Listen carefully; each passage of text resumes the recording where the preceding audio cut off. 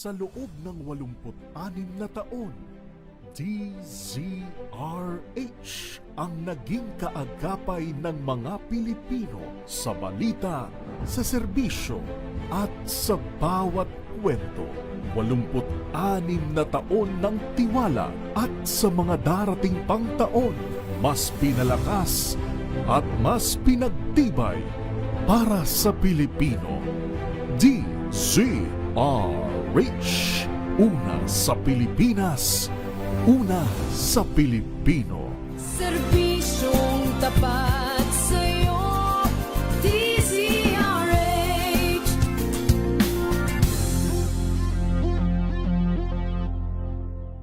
Tumunog na ang gandingan para sa kalikasan.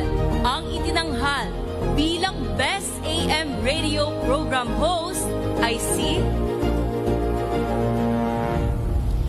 Cesar Chavez para sa special on Saturday ng DZRH.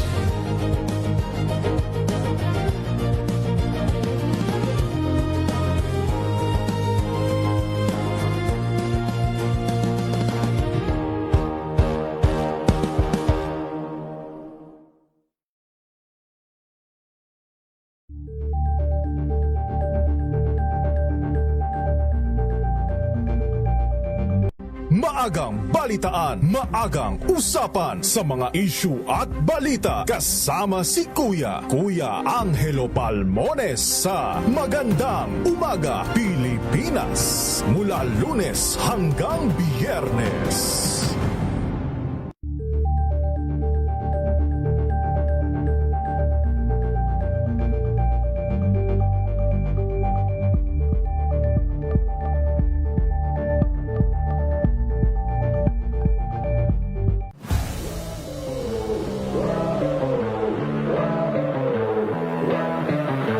Yung may gusto lang po talaga akong patunayan, and then ayun nga po, dahil kakulangan din sa kagamitan nung time na yon, then syempre gamit ko na rin po ito, and medyo malayo-layo na po kami, ginagamit ko po siya pang delivery. And then nung time na may nakakasama na ako mga kaibigan ko na sila po talaga yung naglalaro sa nagamit yung mga bikes na ganito.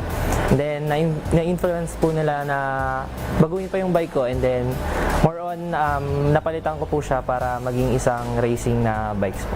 Hoping pa rin ako na maging part ng Philippine team, so para makapag-perform pa po at may pakita ko pa yun kung ano po yung kaya ko pa. Hi, I'm Zedric Honorica, national record holder ng Men's Elite Sprint. Panoorin ang aking exclusive interview sa DZRH TV Matchpoint. Mabuhay ang atletang Pilipino!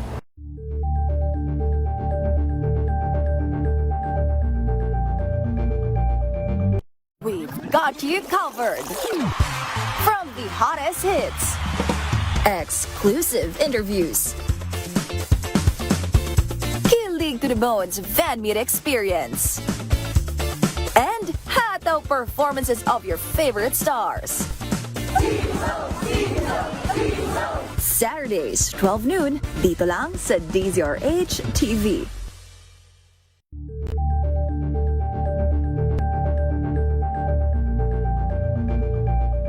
Curious ka ba sa maraming bagay? Kami na ang bahala dyan. Aalamin, tutuklasin at bibigyang linaw namin ang mga katanungang bumabagabag sa inyong isipan. Sa programa kung saan ang bawat sagot ay galing lamang sa mga eksperto. Ang Expert's Opinion, tuwing linggo alas 3 ng hapon, dito lang sa DZRH TV.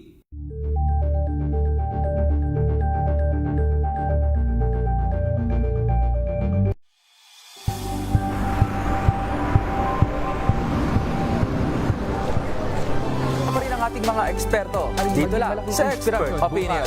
Ito ang The Better News. TNDS, trending and sa kwento, iba't ibang anggulo.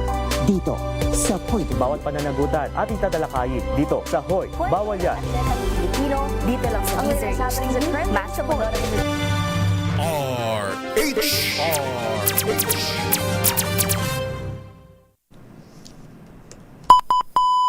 Pilipinas ang oras alas 3:02 ng umaga. Saan man mangyari ang balita, Luzon, Visayas at Mindanao.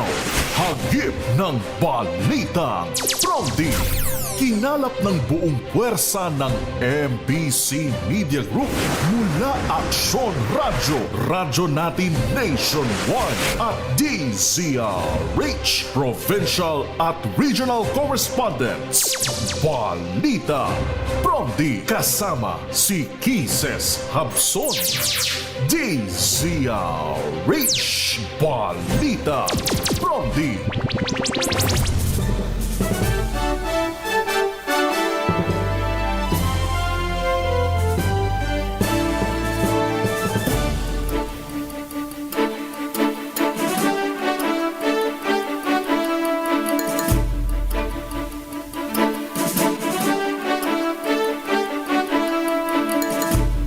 Magandang umaga Luzon, Visayas, Mindanao, Pilipinas. Ito po ang balitang Promdi ngayong araw ng Huwebes, May 14, 2026. Sa ating headlines, Balitang Promdi. sunod-sunod na putok ng baril gumimbal sa Senado kagabi.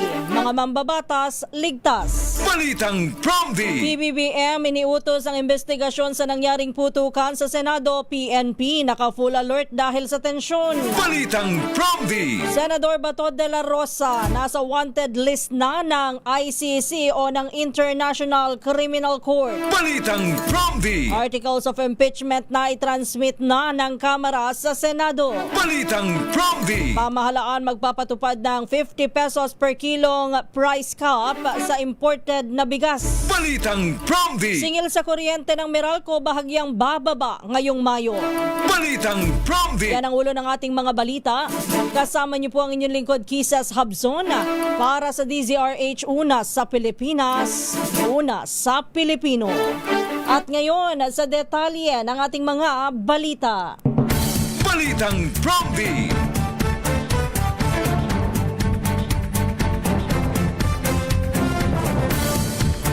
Niyanig ng sunod-sunod na putok ng baril ang gusali ng Senado bago mag-alas 8 kagabi.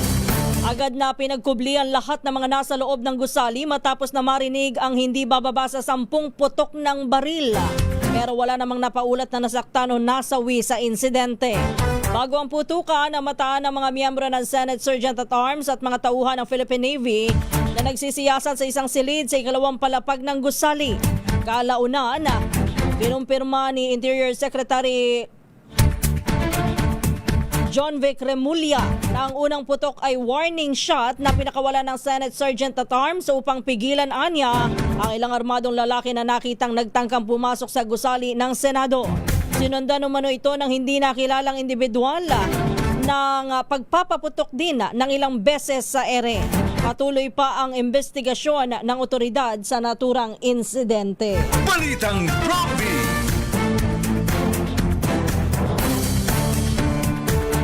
Maringin naman ay tinanggi ng National Bureau of Investigation na ang kanilang mga ahente ang nagpaputok ng baril na narinig sa loob ng Senate building.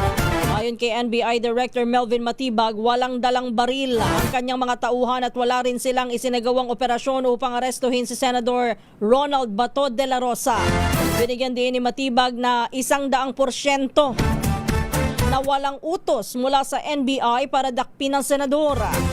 Dagdag pa nito'y may usapan na sila ni Senate President Alan Peter Cayetano na hindi papasok ang NBI sa Senado hanggat walang malinaw na koordinasyon sa lahat ng kinaukulang ahensya.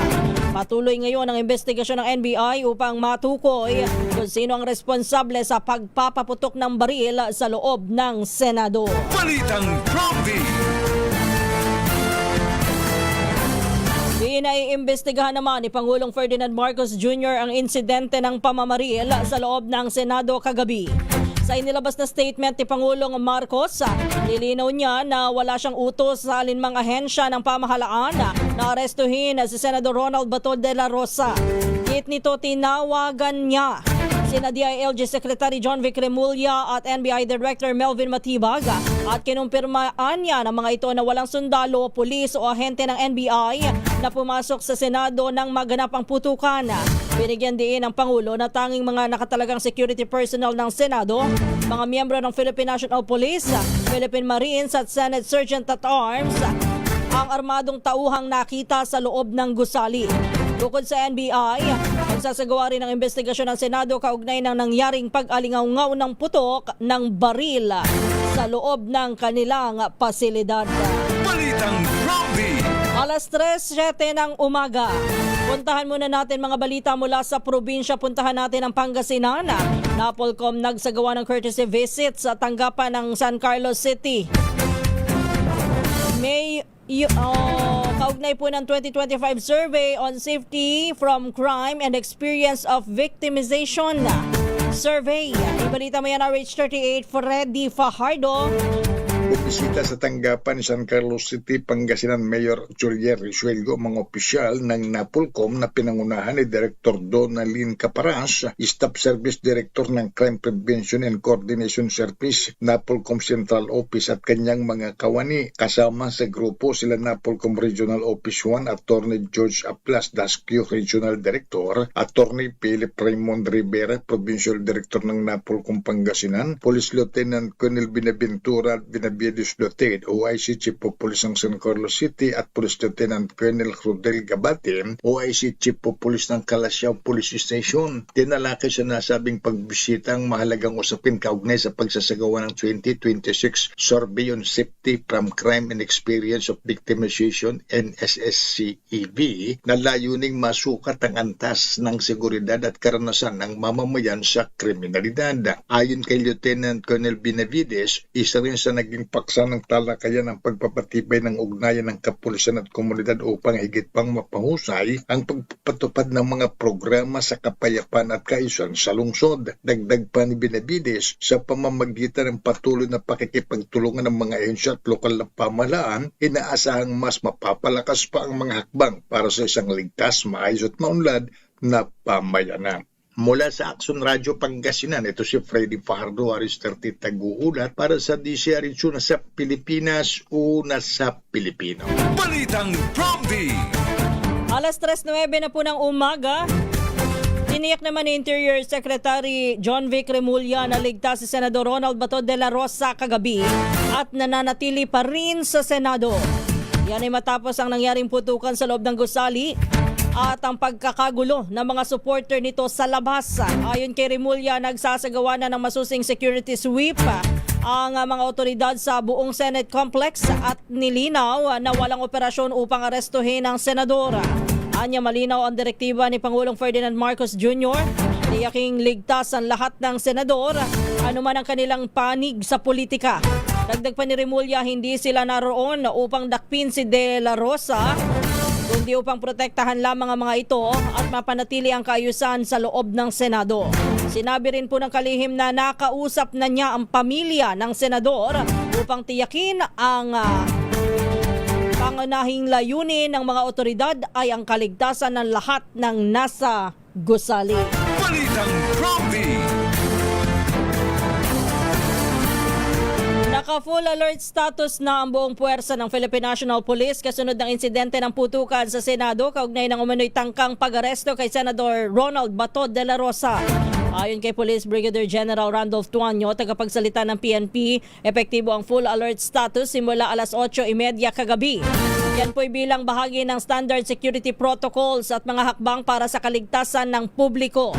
Pinalakas din anya ng pulisya ang kanilang presensya at monitoring sa paligid ng Senado at dinagdagan pa ang bilang ng mga pulis na nakabantay sa mga supporter ni Senador De La Rosa sa labas ng Senate building.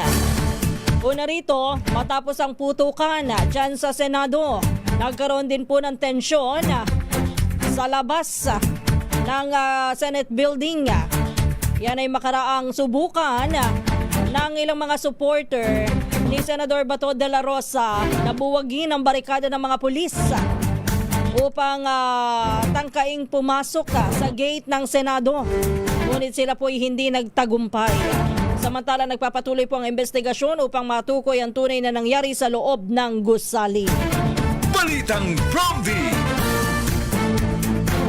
Balita muna tayo dyan sa Central Luzon. Lalaking nag-iingat daw po ng baril sinilbihan ng search warrant. 2 baril ang nakumpiska. Yan po'y nangyari sa bayan ng Samal sa Bataan. Ibalita mo yan RH37 Danny Kumilang. Humpay na naipatupad ng Bataan Provincial Police Intelligence Unit katuwang ang Samal Municipal Police Station na pinamunuan ng operasyon ni Police Major Gary Lupian ang pagsisilbi ng isang search warrant sa Barangay Palili, Samal, Bataan dakong alas 7:30 ng umaga kahapon. Ang pagsisilbi ay nagresulta sa pagkakakumpiska ng 2 kalibre .22 na baril at pagkakaaresto sa isang lalaki na nabigong magpakita ng kaukulang illegal na dokumento para sa pagmamay-ari ng mga naturang armas. Ayon sa pulisya, patuloy ang kanilang kampanya laban sa mga illegal na pag-iingat ng baril upang mapanatili ang kapayapaan at kaayusan sa bayan ng Samal, Bataan. Dani Kumilang, RH37, DCRH, una sa Pilipinas, una sa Pilipino.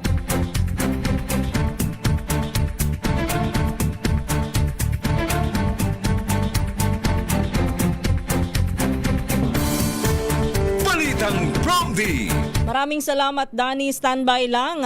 Standby lang kay Jocelyn Maque. Nilinaw naman ng Armed Forces of the Philippines na ang presensya ng mga miyembro ng Philippine Marine Corps sa loob po ng Senado kagabi ay bahagi po ng regular security assistance sa kahilingan ng Office of the Sergeant at Arms. Ayon sa AFP, ang mga sundalong nakita sa loob ng gusali ay mga tauhan ng Marine Security and Escort Group na nakatalaga sa Senado upang tumulong sa perimeter security at tiyakin ang kaligtasan ng pasilidad. Pinaliwanag ng AFP na may mga nakapirming security detail ang militar sa mahalagang gusali at pasilidad ng pamahalaan kabilang ang Senado upang tumugon sa anumang banta sa seguridad. Inilabas ng AFP ang paglilinaw matapos ang insidente ng putukan sa loob ng Senado kung saan ay na-question ang presensya ng Marine sa naturang gusali. Balitang Promdi.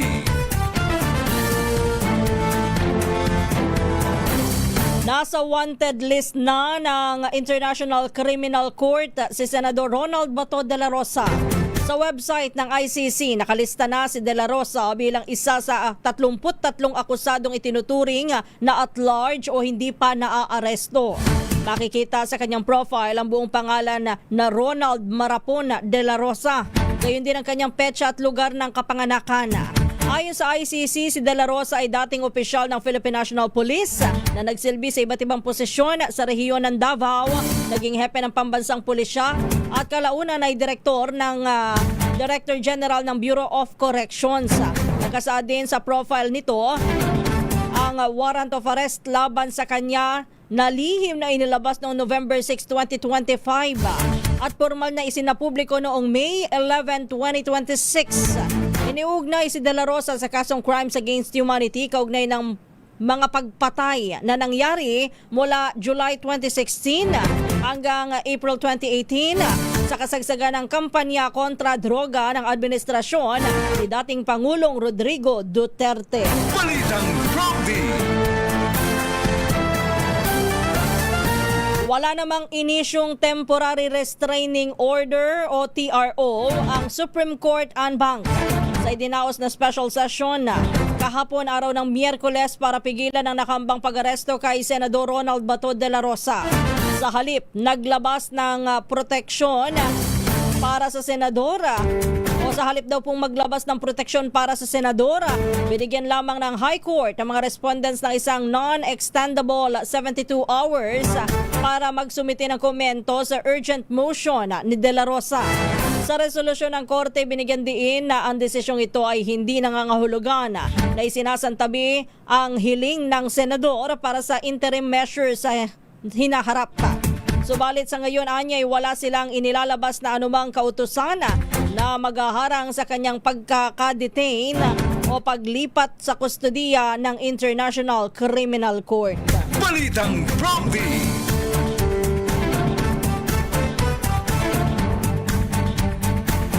Samantala, balita muna tayo. Diyan naman tayo dumako sa Eastern Visayas sa 46 na waraynon top-notcher sa 2026 licensure examination. Ibalita mo yan RH32 Jimmy Angay-Angay. Nagbigay na malaking karangalan sa Eastern Visayas ang 46 na waraynon na top-notchers matapos makapasok sa top 10 ng 2026 licensure examination for teachers elementary at sekundarya. Ayon kay PRC Regional Director Armon English nanguna ang Visayas State University na may 22 top-notchers mula sa iba't ibang campus sa elementary level, rank number 3. Ang VSU lang alang niti matapos makapasa ang 103 sa loob ng 117 examinees, samantala secondary level sa 166 na examinees, 161 ang pumasa. Nakuha naman ni Rachel Ray Ramos Recorte ang top 1 sa secondary level sa kanyang 95.80 na marka, habang top 2 naman si Michael Angelo Ibanez Rejang na may 95% na average. Ayon kay Director English, patunay ito na patuloy na pagtaas ng kalidad ng edukasyon sa Eastern Visayas. Samantala, pinuri naman ni CHED Regional Director Dr. Maximo Alhibi ang 46 na top-notcher at mga top-performing state colleges and universities sa Eastern Visayas. Mula dito sa DYVL Action Radio Tacloban, ito si R32 Jimmy Angay-Angay para sa DZRH, una sa Pilipinas, una sa Pilipino. Balitang Prompty. Maraming salamat, Jimmy. Standby lang, Jane. Formal nang naitransmit ng Kamara sa Senado ang Articles of Impeachment laban kay Vice President Sara Duterte kagabi. Bandang alas 7:20 ng gabi ng personal na ihatid ni House Secretary General Cheloy Garafil ang mga dokumento na tinanggap naman ni Senate Secretary Mark Mendoza. Naganap ang pagpapadala ng dokumento halos kasabay ng insidente po ng putukan sa loob ng Senado. Ilang minuto matapos ang sunod-sunod na putok, pinayagan na rin po ng Office of the Sergeant at Arms ang delegasyon ng Kamara na maihatid ang kahon o mga kahon na naglalaman ng 4 na Articles of Impeachment. Nauna ng hinamo ni Senator Amy Marcos ang Kamara na agad na ipadala ang mga dokumento at question pa ang dahilan ng pagkakaantala dahil sa umano'y pagre-reproduce ng napakaraming papeles. Ngayon man, sinabi ni Garafil na kinakailangang tiyaking tama at kumpleto ang lahat ng kopya na isusumite sa Senado. Balitang Prompty. Nanatili namang tikom ang bibig ni Vice President Sara Duterte matapos na muling i-impeach ng House of Representatives. Sa isang panayam sa The Hague, sinabi ni Duterte na wala siyang nararamdaman tungkol sa impeachment at ipauubayan na lamang niya sa kanyang tagapagsalita at legal team ang lahat ng komento sa usapin. Naisumite na ng Kamara sa Senado ang Articles of Impeachment habang inaasahang magko-convene na rin ang Senado bilang impeachment court. Sinabi naman ni Attorney Michael Powa, tagapagsalita ni Vice President Sara, handa na ang kanilang 16-member defense team para sa isang ganap na paglilitis. Balitang Prompty. Balita naman tayo mula sa Northern Samar. Opisina ng DSWD Subfield Office, Northern Samar, pinasok daw po ng magnanakaw 7,000 pisong halaga ng pera na tangay. Ibalita mo yan na RH34, Jane Galit Bantayan. Pinasok ng magnanakaw ang opisina ng DSWD Subfield Office ng Barangay Macagtas, Bayan ng Catarman, Northern Samar. Ang suspect ay nakasuot ng mask at itim na jacket na mayroong hood. Ayon sa PNP Catarman, sa bintana dumaan ang nasabing magnanakaw sa pamamagitan ng pagtatanggal ng 4 na blades ng jealousy glass. Nakuhaan pa ng CCTV footage ang pagnanakaw kung saan niransak ang steel cabinets at nilimas ang pera na nasa loob na nagkakahalaga ng 7,000 pesos. Na nakalagay sa isang small metal cash storage box, steel cabinet. Sa kuha pa sa CCTV, sinubukan din ng suspect na sirain ang steel vaults, ang storage cabinet sa pamamagitan ng pwersahan ng pagsisira ng locks. Ngunit hindi naging matagumpay sa plano kung saan hindi nabuksan ang vault storage. Humingi ng tulong ang investigator on case ng PNP sa Northern Samar Provincial Crime Laboratory Office para sa pagproseso sa crime scene. Nananatiling hindi matukoy ang suspect at patuloy pa ang pag-iimbestiga ng mga pulis. Mula sa Action Radio Katarman, RH34 Jane Galit Bantayan ng DZRH. Una sa Pilipinas, una sa Pilipino. Balitang Prompty. Muling uminit ang world war sa pagitan ni Senador Robin Hood Padilla at Senador Francis Pangilinan sa plenaryo kaugnay ng umano'y paglabag sa parliamentary decorum. Yan ay makaraang humingi si Padilla at hilingin ni Padilla ang pagsosorry o paghingi ng paumanhin sa kanya ni Pangilinan sa plenaryo at aminin ang kanyang maling ginawa. Sa kanyang privilege speech, iginit ni Padilla na nilabag ni Pangilinan ang Section 93, Rule 34 ng Senate Rules matapos umanong sigawan siya sa sesyon noong Martes. Ayon kay Padilla, bagamat normal ang matitinding argumento sa plenaryo, hindi anya katanggap-tanggap ang pagsigaw sa kapwa senadora. Bilang baguhang mambabata, sinabi niya ang inaasahan niya ang maayos na halimbawa mula sa mga veteranong kasamahan. Samantala, sinabi naman ni Senate Sergeant at Arms Mau Aplaska na muntik pa na mauwi sa pisikalan ang dalawang senador, ngunit wala namang nangyaring suntukan. Anya, nagkaroon lamang ng maikling sagutan na sina Padilla at Pangilinan habang patungo sa lounge ng ang mga senador. Balitang Prompty.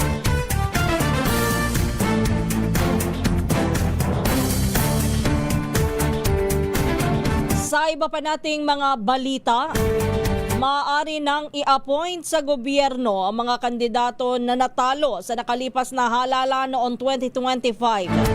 Ito'y dahil naglaps na o natapos na ang 1-year ban para sa mga hindi nagtagumpay na kandidato na nag-aasam ng pwesto sa gabinete.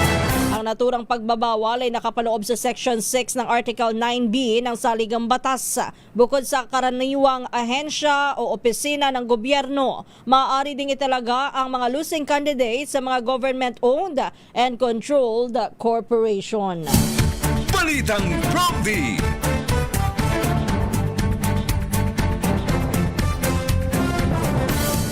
Kaugnay niyan, tikom naman ng Malacanang kung may aasahang balasahan sa gabinete ni Pangulong Ferdinand Marcos Jr. ngayong nagtapos na ang 1-year appointment ban para sa mga kumandidato noong 2025 midterm elections. Sa press briefing sa Palasyo, tumanggi si Palace Press Officer Claire Castro na kumpirmahin kung sino-sino o ilan ang itatalaga ng Pangulo mula sa hanay ng mga tumakbong ngunit natalo sa nakaraang halalan. Hindi rin nagbigay ng detalye ang palasyo kung may naganap pa o nagaganap na serye ng mga pag-uusap hinggil sa mga bagong appointments. Kabilang sa mga lumutang na pangalan ay si dating Interior Secretary Benhur Abalos na usap-usapang itatalaga sa Department of Justice. Kasabay nito'y lumutang din ang balitang posibleng mapalitan sina DICT Secretary Henry Aguda, Acting DBM Secretary Rolando Toledo at DILG Secretary John Vic Remulla. Balitang Prompty.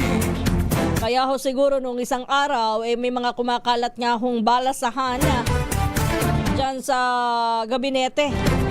Noong una ho itinatanggi ito ng Malacanang. Sabi po wala namang ganoon at maging si Secretary Henry Aguda, pinabulaanan niya na siya ay nawala na sa pwesto bilang kalihim ng DICT.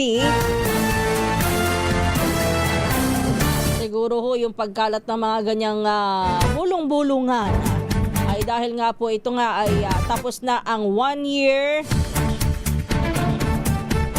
appointment ban sa mga natalo o hindi nagtagumpay na kandidato noong midterm elections. Balitang Prompty. Samantala, balita muna tayo.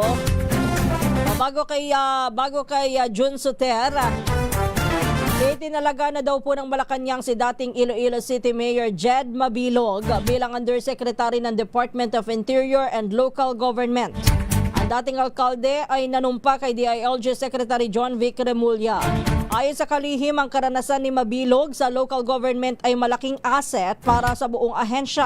Si Mabilog ay nagpasyang mag-exile sa abroad matapos na isangkot ni dating Pangulong Rodrigo Duterte sa illegal drugs.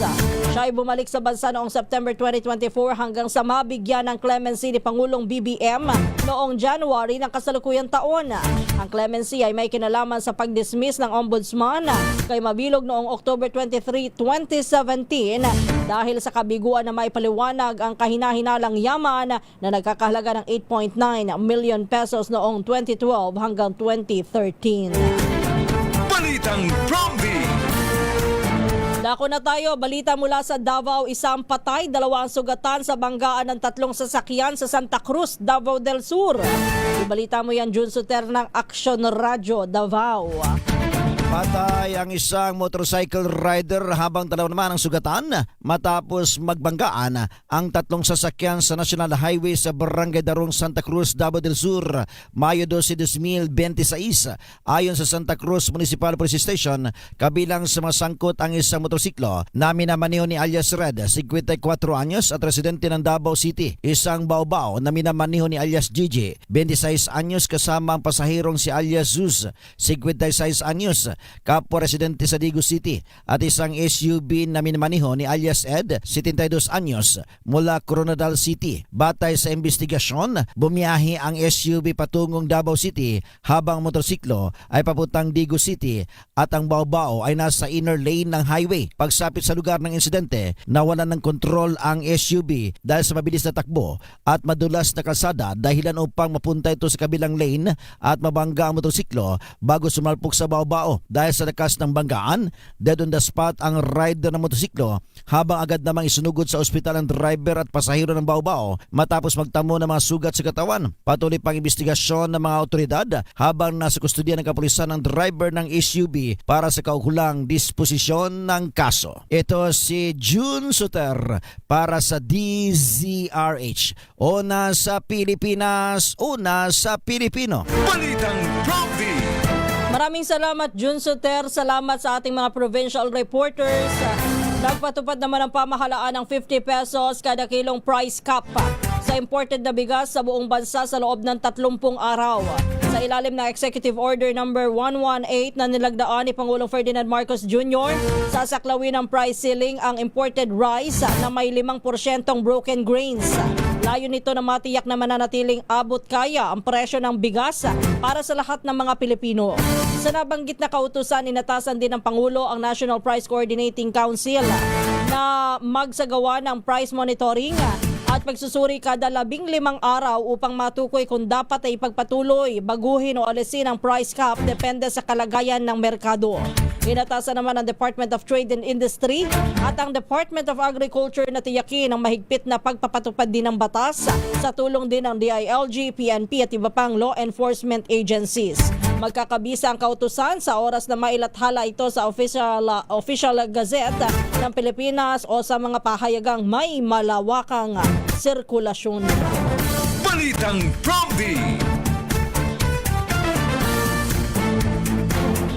O ito, good news naman kung sakasakali para sa inyo. Kung good news na maituturing. Bahagya daw pong bababa ang singil sa kuryente ng Meralco ngayong Mayo.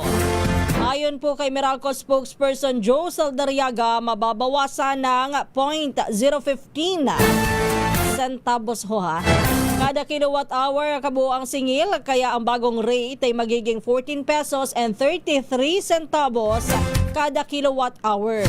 Paliwanag ni Zaldariaga, kahit inaasahang sana natataas po ang presyo ng kuryente dahil sa pandaigdigang krisis sa langis, napigilan ito ng mas mataas na refund, mas mababang buwis at pagbaba ng transmission charges.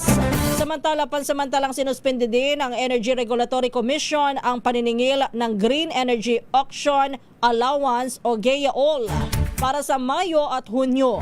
Ang singil na ito ay katumbas po ng 0.037 kada kilowatt hour na ginagamit po upang pondohan ang mga renewable energy project tulad ng solar, wind, hydro at biomass facilities. Bago ang bawas singil, 3 sunod na buwan muna na nagkaroon ng pagtaas sa singil sa kuryente ang Meralco. Balitang Prompty. Alas 3:31 na po ng umaga. Diyan na po nagtatapos ang ating balitaan dito po sa Balitang Prompty. Tayo ho ay dadako na sa pangalawang bahagi naman ng ating programa. Balitang Prompty.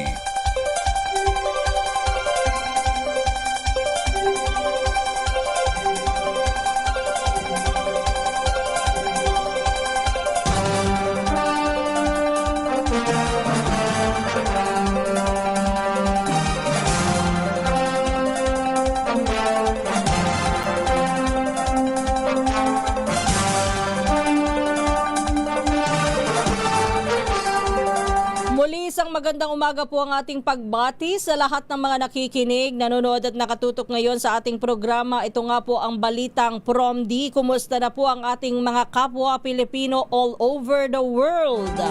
Kung saan man ho kayong lugar naroroon ngayon, sana ho ay nasa mabuti kayong kalagayan, nakangiti kahit napapailing-iling. Kagaya na lamang ni Raul Leido na naloloka na.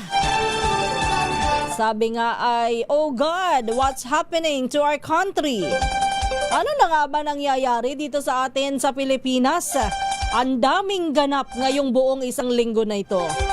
Sa Senado sabi nga ho namin dito sa News Center para tayong merong Senate serye.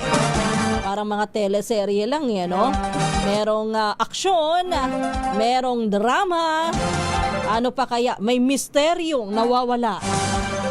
At biglang lumutang. Paano nakapasok sa Senado? Sino ang nagpapasok sa Senado? Ay nako, yun naman na linaw na ho. Kasi nung una sabi ho ni Senador Ping Lacson, alam ni na Senate President Alan Peter Cayetano at Senador Pia Cayetano na darating si Senador Bato de la Rosa at lulutang. Sabi naman ni Senador Pia, wala akong alam. Hindi ko alam na siya'y bigla na lang lulutang. Nagulat nga din ako Sa bandang huli, inamin din ho ni Senate President Alan Peter Cayetano nasakay sa kanyang sasakyan si De La Rosa. Kaya ito'y nakapasok ng walang kaalam-alam ang mga nasa paligid. Wala naman hong masama na siya'y pumasok. Tama din naman ho si Senador Bato de la Rosa. Kapag ako'y hindi pumapasok, hinahanap ninyo ako. Ngayong ako'y naririto, kini-question nyo. Bakit nga ba ako nandito? Abay, ako'y senador. Sabi niya, ha? Sabi naman ng iba, dati ayaw hong pumasok. Ngayon ay nandoon, ayaw nang umuwi. Ayaw nang lumabas ng Senado. Sa iba pa po nating mga balita kagabi ho ay matinding bakbakan, matinding tension din ho ang nangyari dyan sa Senado. At hanggang ngayon parang meron pa tayong investigative ang datingan ng genre natin dyan movie genre natin dyan sa Senado. Sino nga ba ang nagpaputok? Kagabi ho ay nagkaroon ho ng putukan. Binibilang ho namin sa 15 putok ang narinig mula dyan sa Senate building. Ang sabi ho ng una ay ang hinala po ay mga tauhan daw ng NBI na nagtatangkang pumasok upang arestuhin si Senador Ronald Bato de la Rosa. Yan po'y pinabulaanan ho ng NBI Director Melvin Matibag at sinabi na walang baril at wala pong tauhan ng NBI doon sa gusali. Hindi raw sila kikilos hanggat walang koordinasyon sa Senate President at sa Senado at wala rin daw ho kasing direktiba si Pangulong Ferdinand Marcos Jr. Kalaunan ho, ang sabi naman ay ang nagpaputok daw ho ng yung unang-una. Kung maririnig nyo, mayroon ba tayong kopya ng yung putok ng baril? Ay sa TV.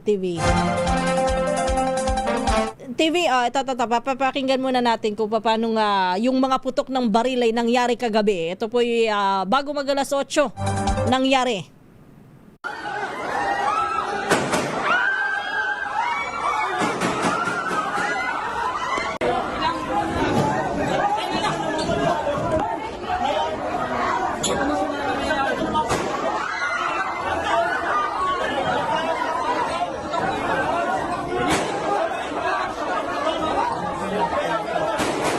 Pero yung una ho, medyo kumbaga bago yung sunod-sunod na putukan, merong nauna. Yung una na medyo may ilang segundo na nasundan, bago nasundan na. Yung una daw ho na putok ng baril na yan, ayan daw ho ay warning shot mula sa Senate Sergeant at Arms sa OSAA. Yan daw po ay matapos na may makita na armadong nagtatangka pumasok ka. Ngayon hindi pa malinaw kung sino po ba yung mga armado na yan. Yun naman po mga sunod-sunod ng pagpapaputok po ng baril na inyo pong narinig, yun daw po ay mula nga doon sa hindi pa nakikilala, natutukoy na mga individual na sinasabi ho ay sa ere pinaputok ang baril. Dami hong lumalabas na kwento, hindi na nga natin alam kung saan tayo papanig Hindi na natin alam kung ano ba papaniwalaan ho natin doon sa mga kwento, kanino ba galing yung putok na yun. At yan po ang iimbestigahan naman dyan sa iimbestigahan po ng NBI, ganun din po ng Senado. Pati ho yung ano ba ang motibo dyan sa pagpapaputok na yan. Na-question din ho na pagbintangan ang Navy ay Marines. Pero nilinaw din po na ang pag-iikot po ng Marines dyan sa vicinity ng Senado ay alinsunod ho sa pagbabantay ho. Kumbaga standard security process ho nila yan sa mga gusali ho ng pamahalaan, dahil yung gusali ho ng Senado, bukod po sa mga senador ho at saka Senado ho yung nag-oopisina dyan, na yan po ay GSIS building. Nabahagi pa rin ho sa mga pag-aari po ng pamahalaan. So kasama ho yan sa kanilang standard operating procedure na yan ay bantayan at tiyakin ang seguridad sa paligid. Ang mga tao naman ho doon sa labas, mga supporter po ni Senador Ronald Bato de la Rosa ay siguro nagimbal din. Na-alarma din sila matapos yung putok, yung sunod-sunod na putok ng baril. Kasi natakot siguro, kaya ho nagkaroon din ng tension kahapon at halos gusto na bumasok sa loob ng ilan sa kanila. Yung mismo pong barikada ng mga pulis ay kanilang gustong buwagin, pero hindi naman ho sila nagtagumpay. Yun nga lamang ang sabi ho ni Senador Tito Soto nung kanyang paglabas dyan sa gusali ng Senado, disappointed siya, dismayado ho siya sa nangyari. Dismayado ho siya doon sa mga security personnel na nagbabantay, maging sa kanila man o siguro sa labas, na nagbabantay po dyan sa labas ng Senado, dahil nung siya ay nakasakay sa kanyang sasakyan, nakuyog ho yung kanyang sasakyan na ilang beses yatang na-assault yung kanyang sasakyan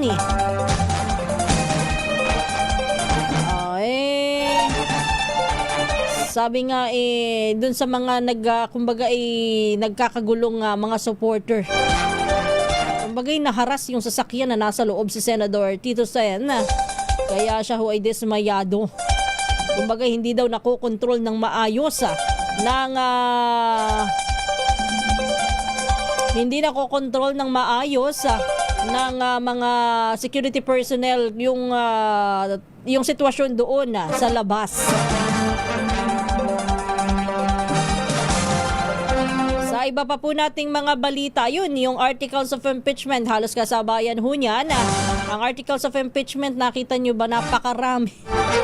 Nakatroli sa dami ho ng papel na babasahin ng mga senator judges.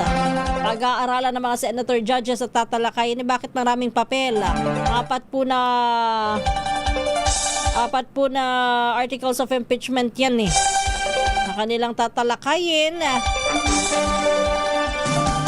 Susunod ho niya na inaasahan po natin na magko-convene na ang Senado bilang senator judge. Hindi nga lang po natin alam ngayon siguro, posible ngayon magkaroon po ng pagko-convene bilang impeachment court ang Senado. Kasabay ho nung sinasagawa. Kumbaga ang dami nangyayari doon, Makakapag-focus ka pa ba sa sa impeachment process kung merong mga ganyan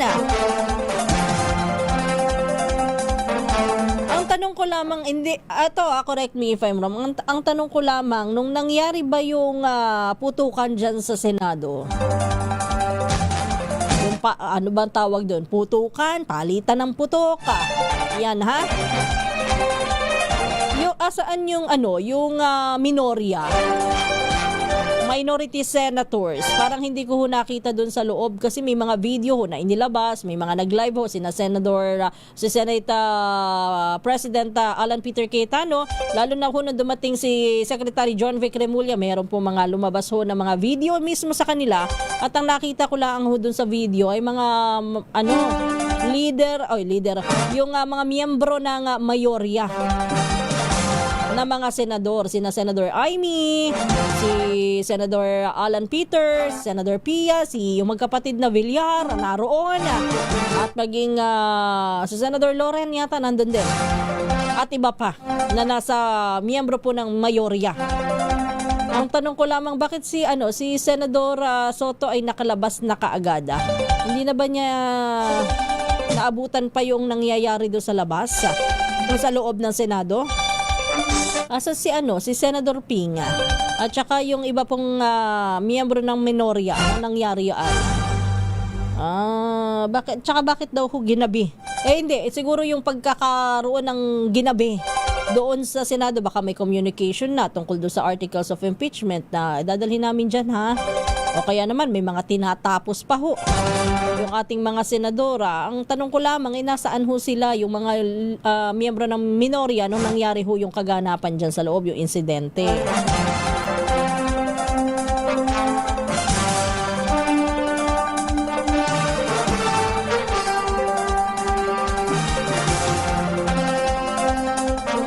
Lang naman. Meron din naman ng mga nagsasabi, ito, i-share ko lamang. Ito yung pananaw na aking ibabahagi sa inyo, na meron dating NBI director na nagbigay ng kanyang opinion, pero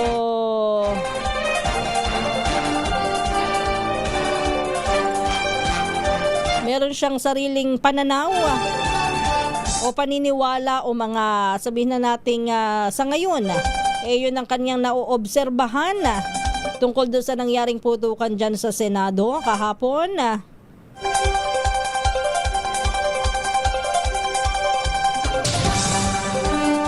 Ang sabi ng isang dating NBI director, kung gumanti lang ng putok ang security ng Senado, dapat may tama sa loob ng GSIS building.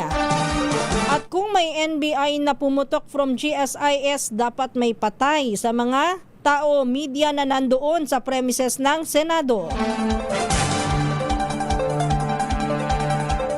Saan tumama ang yung putok ng Senate security? Halata po na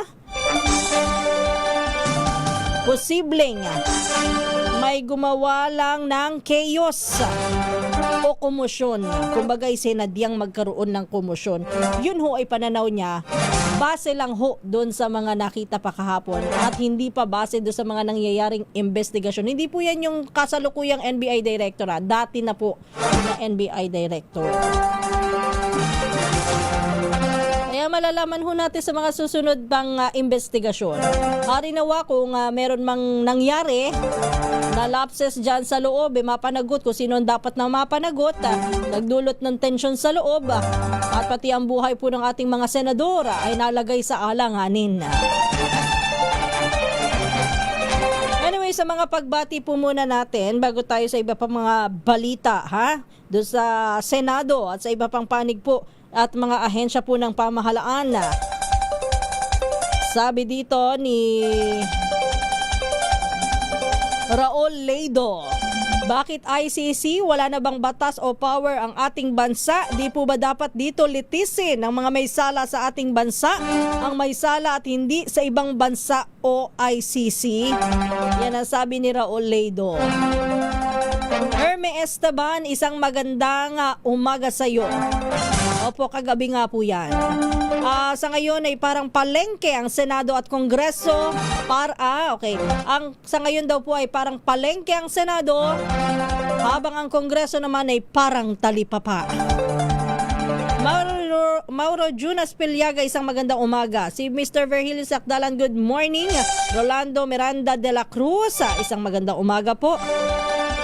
Ano kaya naman ang matutunghayan natin na sa drama-rama sa hapon, ano? Diyan sa Senado. Ano kasi sunod-sunod na araw na po na talagang may init ang mga kaganapan. Mula pa ho nung Lunes, Martes, Miyerkules, ngayon ho'y Huwebes na. Ano kaya ang meron? Para tayong nanunood ho ng Antabayanan, ang susunod na kabanata. Lando Abaw, magandang umaga. Margarita Guevara, Jody Sai, good morning. Hoy, doon sa mga nagtatanong kung nasan daw po si Senador Bato de la Rosa, ang kanya po mismong abogado kagabi nag-post po ng larawan habang si Senate na nagkukumpirma na nandoon lamang ho sa loob ng Senate building si Senador Bato de la Rosa. Kaya wag na ho kayo mag-alala, ha? At ganoon din ho, mismong si DILG Secretary John Vic Remulla, sabi niya ay safe at naroroon si Senador Bato. Ohayo gozaimasu, Ma'am Becky Tizuka. Gilbert Vizcara Mendoza, magandang umaga. Wala na bang kapayapaan ang ating bansa? Kawawa naman ang mga anak ng inang bayan. Sabi ni Hermie Esteban, oo nga ma'am. Talo pa ang Korean novela. Jelly Angel del Rosario, magandang umaga. Ayan ho ay isineshare ko bilang isang dating opisyales ho ng gobyerno na maalam din ho sa mga ganyang investigasyon, sa mga ganyang obserbasyon na Miss Jelly Angel, tama ba? Jelly Angel de la Rosa. Francisco Pahitong, minsan ho talaga naghihingi tayo ng mga pananaw mula sa mga dating opisyales. Pero kung hindi nyo ho type yung mga binabanggit ko, takpan nyo na lang ho yung inyong tenga, no? Yan po ay pananaw lang, sabi ko, at hindi kung ano paman. Bentong, magandang umaga. Sir Raul, ito, sagot naman kay, hindi si Sir Virgilio yata yung basta kung sino man yung nag-message kanina, meron sagot si Bento. Sabi niya, Sir Raul, sa ICC po kasi pinakasuhan ng mga sangkot sa crime against humanity, pinagbigyan pa nga ang bansa na imbestigahan ng EJK noong 2019 pero wala po kasing nagawa. Kaya po tinuloy ang kaso sa ICC. Ngayon ho, doon sa sinasabi ho na walang kinalaman ng ICC, tayo ho ay miyembro ng Rome Statute nung mangyari ho yung mga insidenteng inirereklamo. Pinoy ako, sabi niya, parang isang linggong pag-ibig sa Arsuela. Nakakalungkot na nabanggit nyo lang din ho yan. Sa dami ng kaganapan na puro may kinalaman sa politika ang karamihan parang nakalimutan na ang taong bayan marami ho tayong problema, baka ho nalilimutan nyo. Ang krisis ho sa langis hindi pa natatapos. Hindi ho natatapos doon sa pagbibigay nyo ng ayuda sa pamahalaan, mga mambabatas at mga opisyales ng pamahalaan.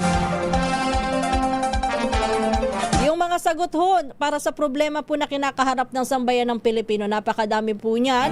Baka po nakakalimutan ninyong lahat. Hindi lamang po sa sektor ng trabaho, maging sa trade, ekonomiya ho natin, laylay. Dami ho nating problema na dapat ay inuuna bago po ang politika ang pinag-uusapan, ha? Para sa akin, gimmick lang po yan, yari, putukan sa Senate para pagbintangan ang Malacanang, sabi naman ni Fernan Estebar.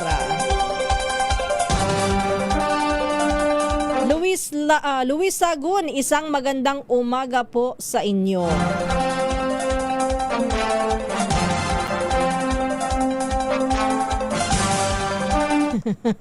Sabi niya, baka po nalilimutan ng mga mambabatas na sila po'y tagagawa ng batas upang solusyonan ang problema ng mga Pilipino at ng ating bansa. Hindi po sila mga direktor na tagagawa ng pelikula. Way Waxe ba to? Waze. Andrew Saluta, parang scripted kasi yung mga movement. Na naka full battle gear, pagkakasuot ng Sergeant at Arms ng bullet vest. Ayan ha. Johnny Gabor, isang magandang umaga.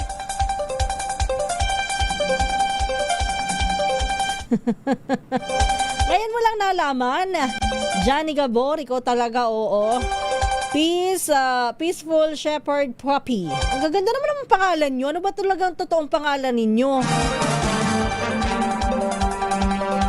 Andyan pa kasi po Kurakot, unahin talaga ang mga Kurakot. Yung flood control, baka po nakakalimutan, nalilihis tayo sa mga issue. Dapat po yan na pagpapatuloy ang investigasyon para malaman din ho kung sino talaga yung mga sangkot dyan. Total, nagkakaturuan at nagpapalitan ng pagtuturo. Boat camp. O sino ba talaga? Baka mamaya magkakasama din ho kayo. Pare-pareho. Bayan ko, kawawa, nasadlak sa dusa. Tessie Pendon, isang magandang umaga. Ganon din po kay Renato Abad, isang magandang umaga. Course Navarro Galindez, good morning. Ganyan po ba ang mga binoto nyo? Sabi niya. Professor X, I refuse to say magulo sa Pilipinas. May gusto lang manggulo to favor yung kanilang mga amo. Yun. Papstan, isang magandang umaga sa Taiwan. Lani Rehuso, good morning. Danny Muyot, isang magandang umaga rin po. Kay Ma'am Ivy Gutierrez, Nieves Alva Esplana. Mula sa San Francisco, Quezon, God bless. Binabati rin po natin na isang magandang umaga. Marhay na aga po sa Indogabo sa mga taga Bicol, dyan sa May Buhi, Camarines Sur. Nestor Vargas, good morning. Ganon din po sa mga taga Brooks Point, Palawan. Pacifico Morelios, mula sa Dasmariñas, Cavite. Good morning din po do sa ating mga kababayan ho na nasa YouTube, nakikinig, nanonood. Kay Del Zamora, not just the lives of the senators but also the lives of reporters, media and civilians in the facility. Sila po ay nalagay sa alanganin, sabi ni Del. Belemon Mamua, they just gaining sympathy from the people. You can ask the authorities inside. Isang magandang umaga rin po ang pagbati natin. Faison May, good morning. Faison May, paano maging sadya? Nag-live pa po nga yung mga reporter mula sa kabilang network. O nga, nasaktuhan ho nila habang nagre-report doon ho nangyari. Evan lang, isang magandang umaga. Dapat po talaga imbestigahan yan. Kaya lang talaga ma'am, Evan lang, nakakalungkot Lahat na lang nang nangyayari na imbestigahan, which is tama naman. Kaya lang ano nangyayari pagkatapos ng investigasyon? Wala pa hong nare-resolusyonan sa lahat ng mga investigasyon na yan Kahit yung sa flood control, ang daming investigasyon, kaliwat kanan. Ano na nangyari? O meron, ilan pa lang ang sinasabing nasampulan, yung iba pa. Anyway, tayo ho'y magpapaalam na maraming salamat po sa inyong lahat.